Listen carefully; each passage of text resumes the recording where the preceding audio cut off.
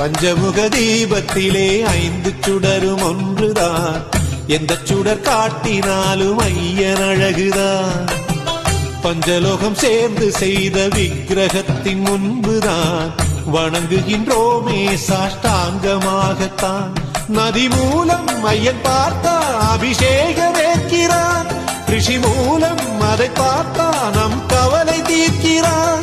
நதி மூலம் ஐயன் பார்த்தா அபிஷேகமேற்கிறான், ரிஷி மூலம் அதை பார்த்தா நம் கவலை தீர்க்கிறான். பிரபஞ்சத்தில் நிறைந்திருக்கிறான்.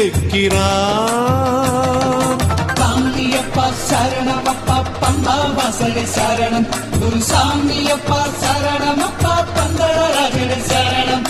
சாமியப்பா சரணமப்பா பம்பா வாசலே சரணம், குரு சாமியப்பா சரணமப்பா பந்தளராஜனே சரணம்.